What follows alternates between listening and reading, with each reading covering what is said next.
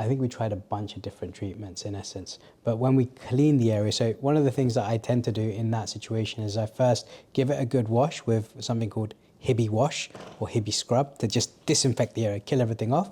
And then I scrape off the bits that I'm not particularly happy with, and then I put a light layer of iodine over the top, which is very drastic, okay?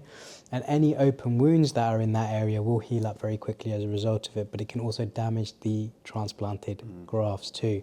And we've got a picture which we're going to show you here. This is what he looked like from the pictures he sent me when he was in Saudi, and these are the pictures of what he looked like after the first wash that I did when he came back to see me.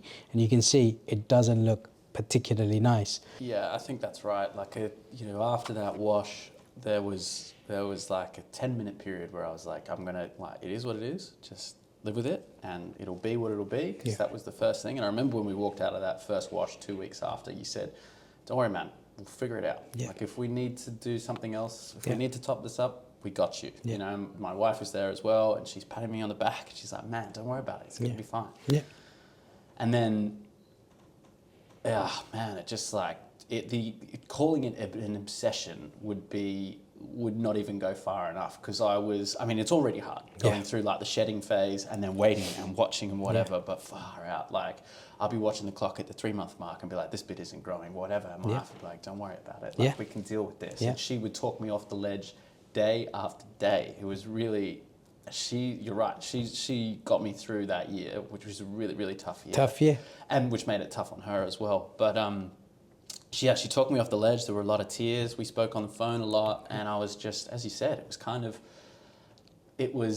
I almost wish that I hadn't done it. I was like, man, all I've done now is stuff my head up more. And I was putting all the blame on myself. But, we got through, like, month 3 was hard, month 4 was hard. Things started growing. I could see that there were the sections that weren't growing as well as I could. And although I can look back now and see the rest of it was growing well, I was looking at the 3% that wasn't.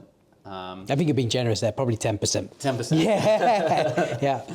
But it's, still, even at the 9-month mark when everything was growing, you could part your hair a certain way. There'd be something like the size of a 10p piece. 10p piece. That was it just didn't grow. And it made sense. Like, there was a hole there from the infection. So, and again, Alicia, my wife, got me through it, because she was just keep talking me down, we'll have a way through it. But I think when you've built this up for so long in your head, you're at the 9-month mark or whatever, when you're like, this is the results, and you're just not happy. It was earth-shattering.